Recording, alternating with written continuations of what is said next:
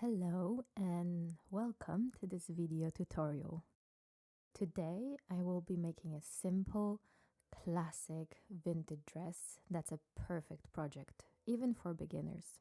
I have recently decided to share some of my vintage pattern collection with you guys, and I have digitally reproduced and graded some of my most unique patterns. At the moment, they just sit on my shelves catching dust, and honestly, that shouldn't even be allowed. So I will make them available in my Etsy store, and I will leave the link to this particular pattern in the description below. This pattern was printed in 1957. It is a versatile pattern that can be used to make a gorgeous party dress or a relaxed, informal, fun summer dress. It has a simple bodice with a gathered skirt, and it is complemented by a matching bolero. I will cover sewing the bolero in another tutorial. Let's focus on the dress today. The one surprise feature of this dress is the volume of the gathered dress. I was quite shocked when I saw the pattern specification because it asks for 4 panels of the skirt instead of the usual 2. It was really exciting to see how many gathers you can get from that length of fabric. However, my advice would be to use a very lightweight fabric for this project because a heavier fabric would be impossible to gather to this degree. But on to our project. You will need a lightweight fabric, interfacing, a zipper, and a printed version of the pattern. After you cut out all your pattern pieces, you should be left with bodice back, as well as the bodice front, which is cut on fold, 4 panels of skirt pieces, then facings for the neckline, back and front, and the sleeves. I have just realized while editing it that I completely forgot to show you that I interfaced both facings, the front and back, and I have added a 3 centimeter thick strip of interfacing along the center back seam for the bodice as well as the skirt panels to make sure that the zipper was supported. For my personal preference, I have also changed the seam allowance on the whole pattern, except for the zipper area, to 1 centimeter. This is of course optional, but I do believe that it makes the finished garment look more professional instead of homemade. First step will be sewing the darts, both on the front bodice and the back bodice. So you will have 1, 2, 3, 4, 8 darts in total.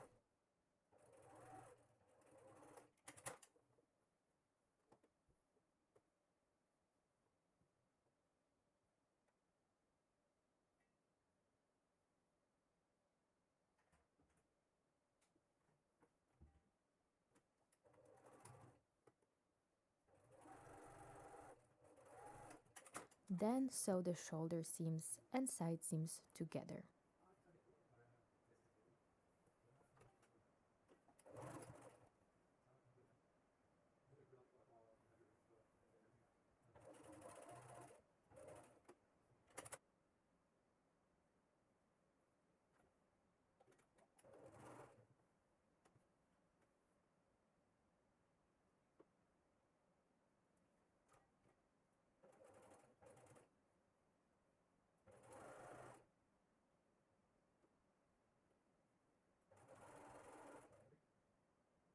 This is another place where I changed the original pattern slightly because at this stage I have overlocked the shoulder and side seams. Then take your bodice to the ironing board and press your darts toward the center and seams flat.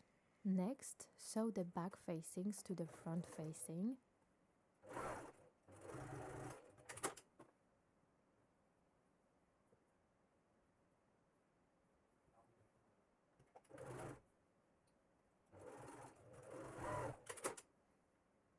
Overlock that seam, as well as the outer edge of the facing. Then, sew the facing to the bodice at the neckline.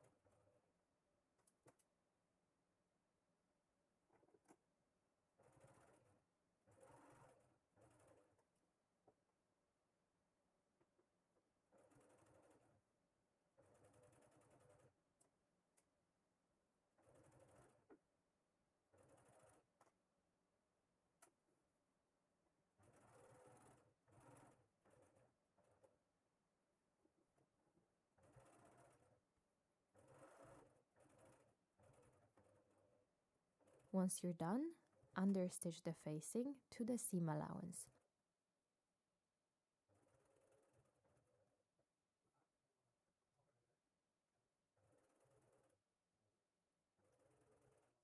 Try to sew as close to the edge as possible to achieve a nice, neat effect.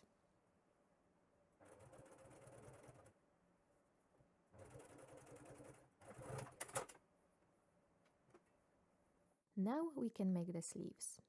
First, sew the sleeve seam and overlock it.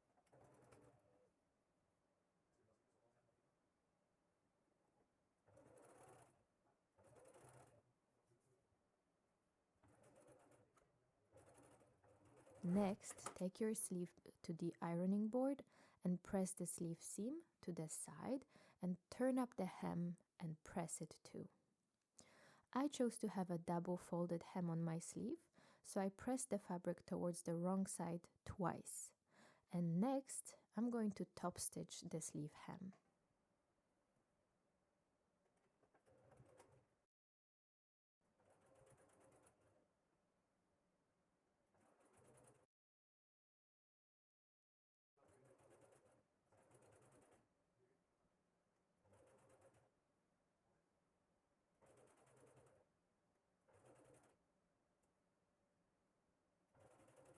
Next, you need to run a gathering stitch on top of your sleeve. I'm very sorry, but I lost the file with this part. All you do is run 2 or 3 gathering stitches along the top of the sleeve. Once you're done with sewing gathering stitches, we can set the sleeve into the arm side. Turn your bodice to the wrong side and insert the sleeve into it.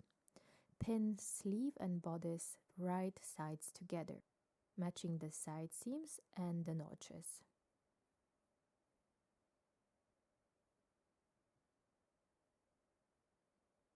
I pin the very top of the sleeve to the shoulder seam and then gather the sleeve, trying to make as even gathers as possible on both sides of the pin.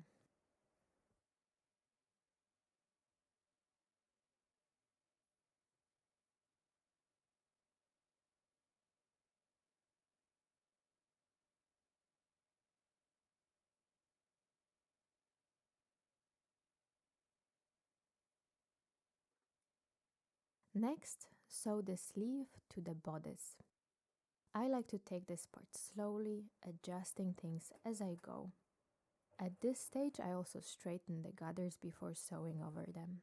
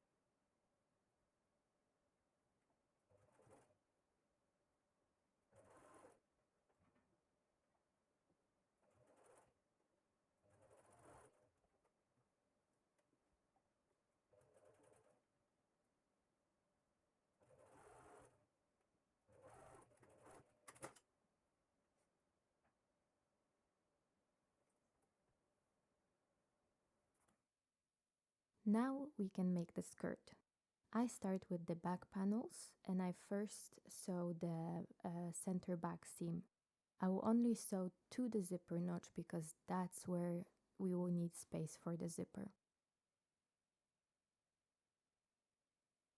After that, I will sew the front panels at the center front seam and connect the front and back panels. These are rather long seams, so make sure you're holding your fabric well to avoid easing in the bottom piece. My fabric is quite flowy, so I need to adjust both pieces frequently to keep them both well aligned.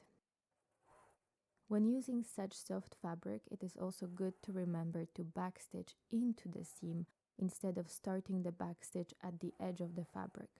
This will prevent the fabric from going into the machine and making uneven, ugly edges.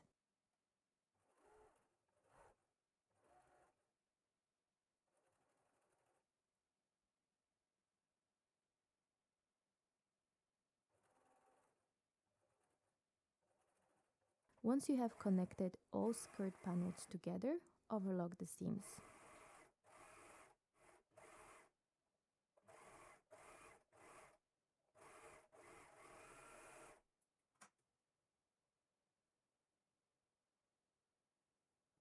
Then press all your seams flat. While I'm at the ironing board, I make the seam allowance for the zipper and press it flat.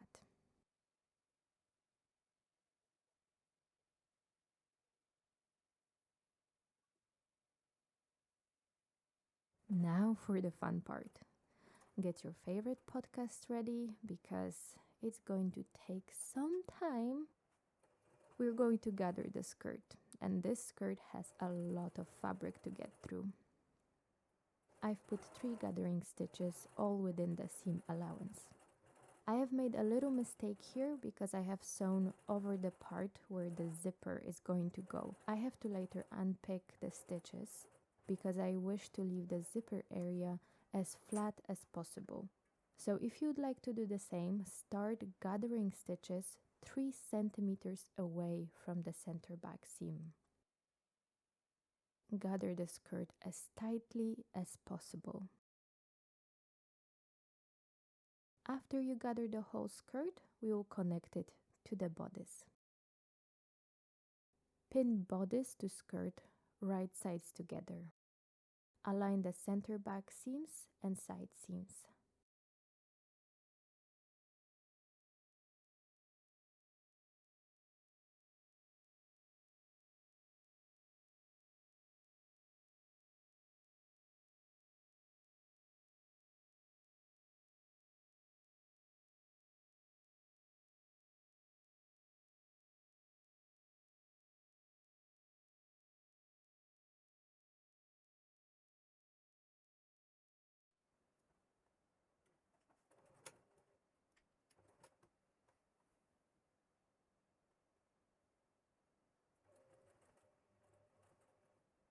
I take my time to adjust the skirt gathers when sewing the skirt to the bodice because this step will really affect how the skirt will look when finished.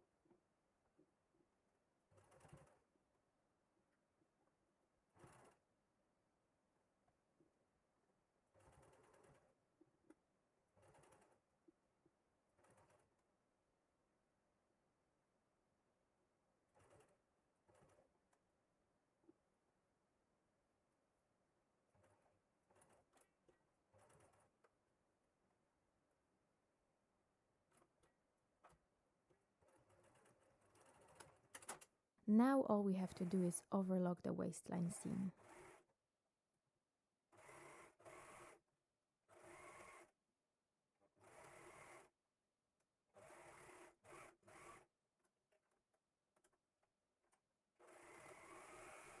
Now this step is optional, but I like to do it because I feel it makes the waist seam look much sharper. I edge stitch the waistline seam, making sure that the seam is facing towards the bodice. This step takes away the need to press this waist seam towards the bodice because the edge stitch will keep the waist seam facing up towards the bodice at all times, and it makes the seam look really crisp from the outside.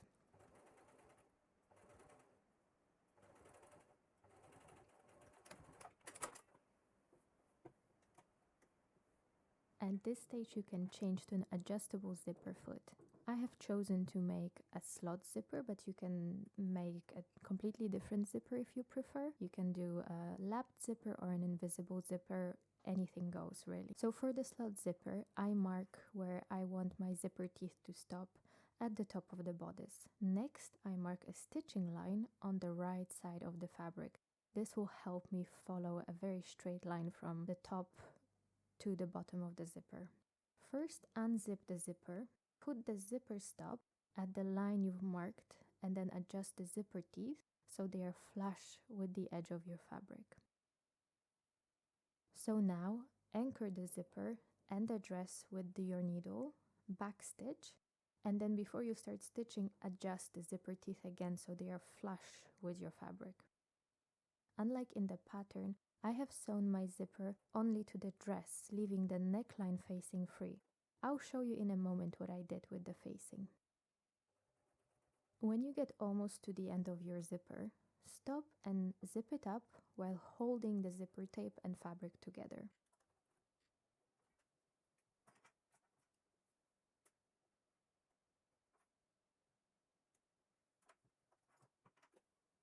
And then sew across the zipper to the marked line on the other side of the zipper. All you have to do now is sew to the top of the zipper.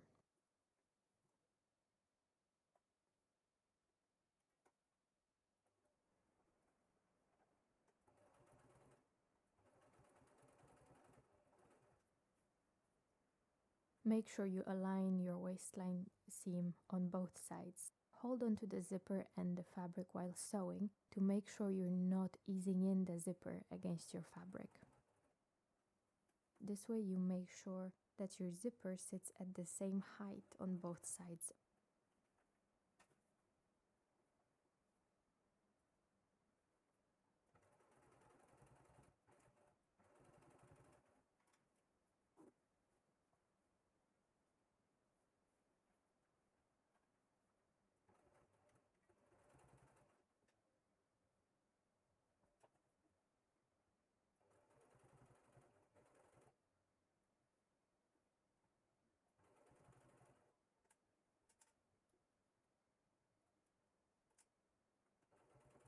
When you get almost to the top of the zipper, hold on to the zipper tape and the fabric to unzip the zipper.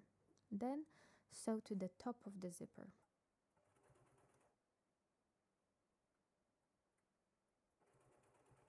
In the original pattern instructions, the zipper was left on the outside of the facing, but I felt it was a bit too scratchy for me because this way the zipper tape is in contact with your skin. So instead I have sandwiched the zipper between the dress and the neck facing. To do that, fold the neck facing to where it should stay and simply top stitch facing to the zipper, following the same seam line you made when putting in the zipper. It's a cheat, but it does save you some time.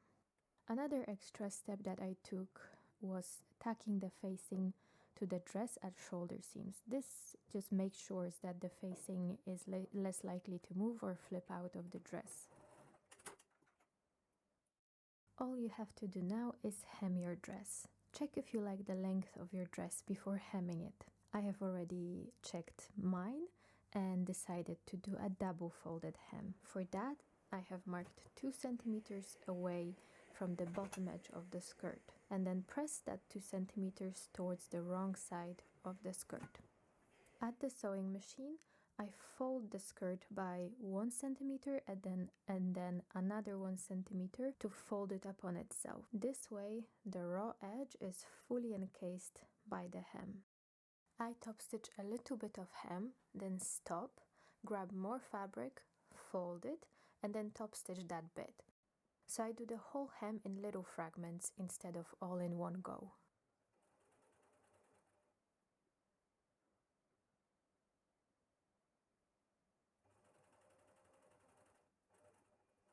At this point you can also add a stay tape at the waistline, and for the ultimate vintage look, add a matching belt. I've made my belt following the instructions of this belt kit. I bought it on Etsy. It's fabulous. I used it a couple times before already, so I'll leave the link to this store in the description below.